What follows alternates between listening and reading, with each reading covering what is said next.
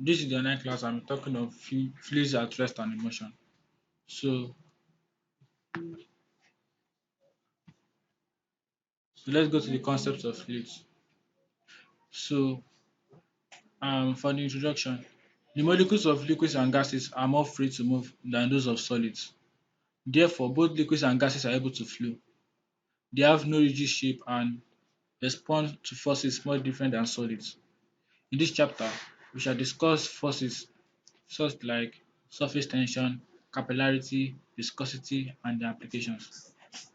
So for liquids and gases, we have they are fluids, not solid, because um, they are able to flow. They have no rigid shape, and the response to force is more different than solids. So we'll move to the first one, this surface tension. So we have some practical examples, like when you observe a drop of water forming closely on the tap that has not been tightly closed.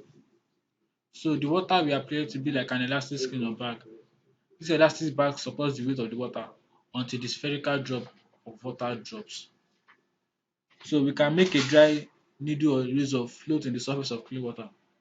This can be achieved by placing the needle or razor on a small piece of paper. When the paper soaks and sinks, the needle is set to float. The needle rests on the skin of water. This shows that water behaves like an elastic skin.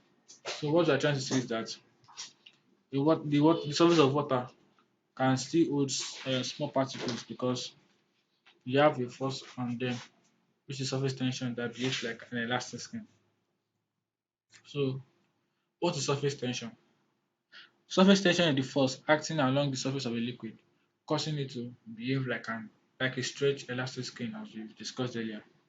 So the observation shows that the surface of the liquid are supported by some force acting upward, balancing the weight downward, which is called the surface tension.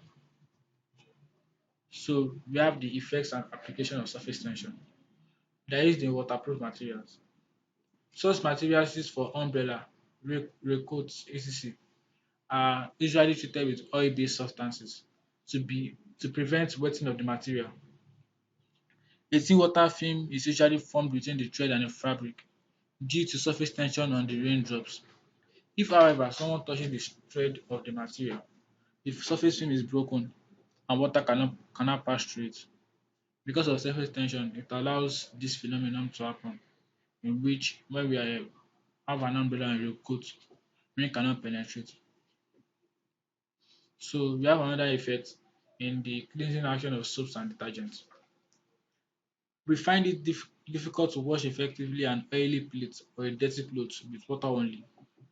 This is because the oil or dirt repels the water, which cannot then wet the plate or cloth for effective washing. The use of soap or other detergents weaken the surface tension of water and float away the oil or dirt and enables the water to cleanse the particle due to the chemical they contain. So what they're trying to say is that when we use soap or other detergents, they weaken the surface tension of water, not having that force that acts like an elastic skin. So it's able to penetrate the particles and cleanse them. We also have some other factors that can reduce surface tension. Addition of detergent, oil, camphor, or increasing its temperature can reduce surface tension. So go to the next one, capillarity. When we dip when we dip tubes with fine balls into clean water, we observe that water rises in the tubes, but the narrower the tube, the higher the height to which it rises. So for water, if we try the experiment, we'll notice that when we dip some tubes of fine balls into clean water, the water will rise to some level, and the smaller the tube, the higher the height to which it rises. But if it is deep the mercury falls in the tube, and the narrower the tube, the lower the mercury level, which is just inverse of what we've talked about in water. So this action of liquid to rise or fall in these tubes are known as capillarity. So what is capillarity? Capillarity is the tendency of a liquid to rise or fall in a narrow tube. So in the water solution, The surface of the liquid or meniscus curves upward but downwards for mercury, which we'll talk about later. So this is just a diagrammatic illustration of capillarity. So capillarity, this shows the rise or fall of a liquid in a capillary tube. So you can see the first one for water. It rises as we talked about in this small narrow tube. This is the capillary action. This is the capillary tubes. While for mercury, it falls or depresses. While this the meniscus, which is this, curves upward. While for this one curves downward. So let's go to cohesion and adhesion. The two terms cohesion and adhesion will be required to explain this meniscus behavior in water and mercury. So what is cohesion? Cohesion is the force of attraction between molecules of same kind in the e.g. molecules of water. That means the molecules of water has a force of attraction, call that cohesion. While adhesion is the force of attraction between molecules of different kinds, e.g. the molecules of water and glass.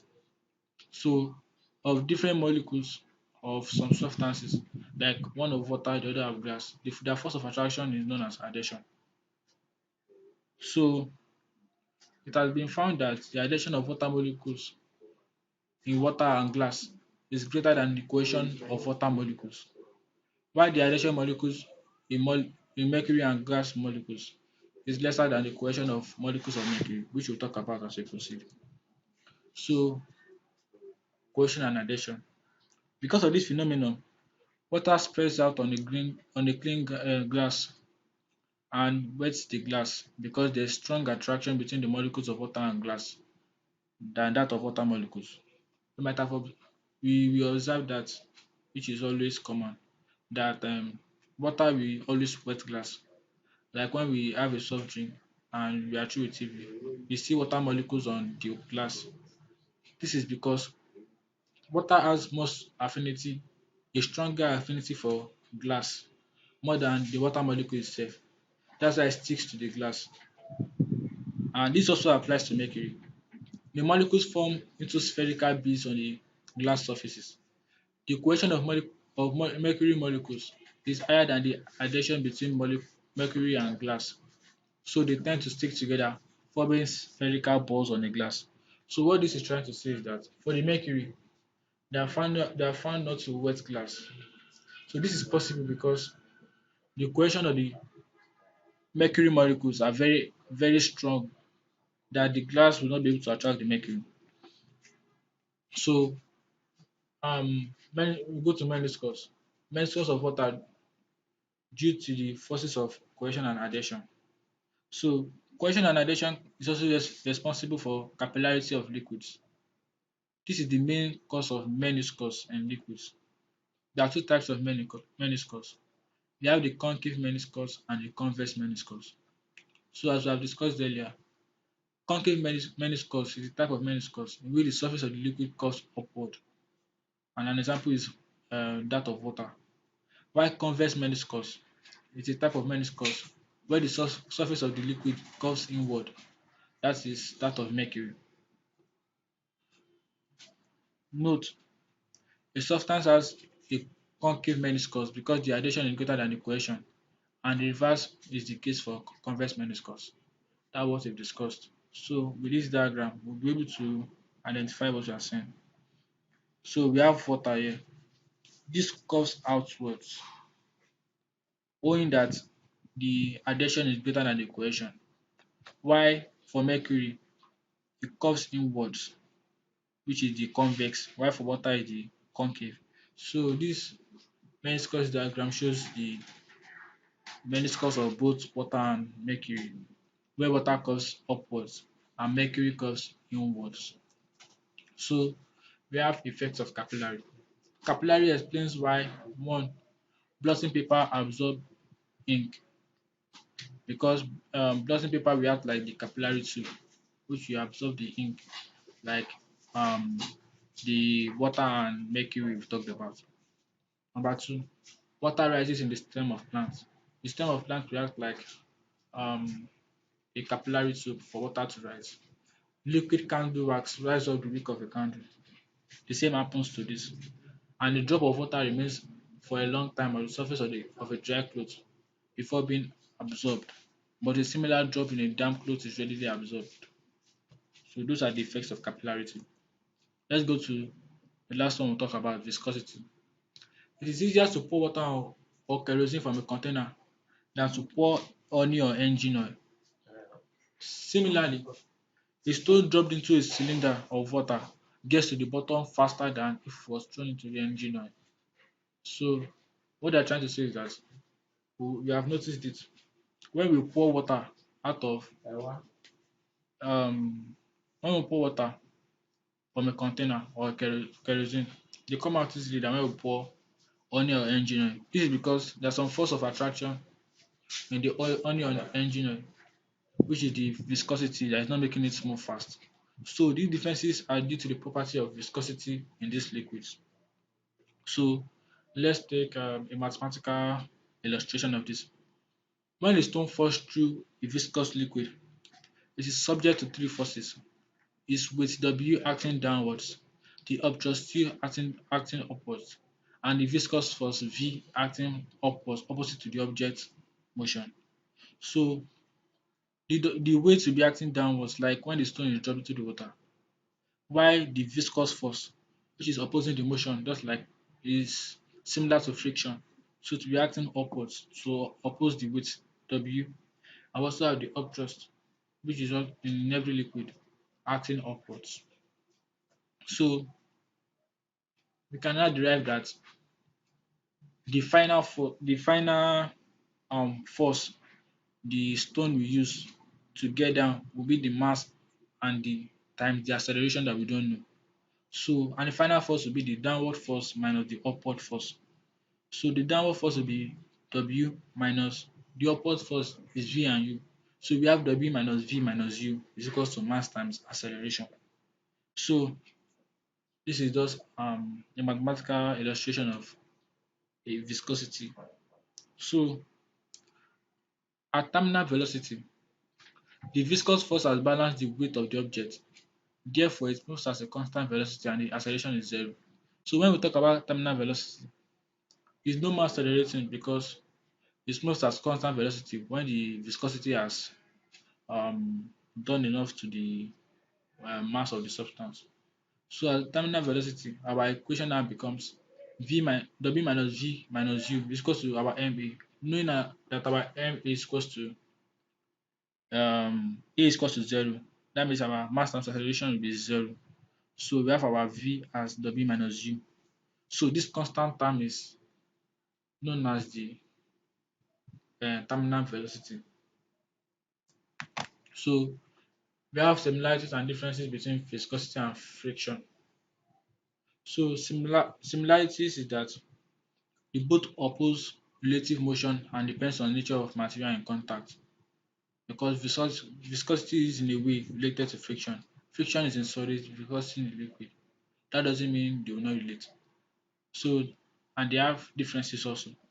Differences. Friction does not depend on the area in contact, while viscosity depends on area of contact. Number two, friction is dependent on normal reaction, while viscosity is not. Number three, friction occurs in solids, while viscosity occurs in fluids, which from the start of the class we've observed. Number four, friction is not dependent on relative velocity between the two layers, while viscosity depends on it.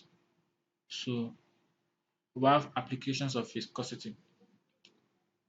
Oil, grease, and air are used as lubricants because of their viscosity, so as to keep metal surfaces from rubbing against one another in machines and engines. Because of their viscosity, they won't allow metal surfaces to rub against each other. We have another one. The viscosity of oil and grease decrease with temperature. So the higher the temperature, the lower the viscosity. And that is why swinging pendulum bulb come to rest because air is acting like a viscous field. Like when we are swinging something, we notice that we continue swinging, then at a point the velocity is decreasing, then it comes to rest. This is because the air, which is a fluid, is acting like a viscous fluid. So with that, thank you.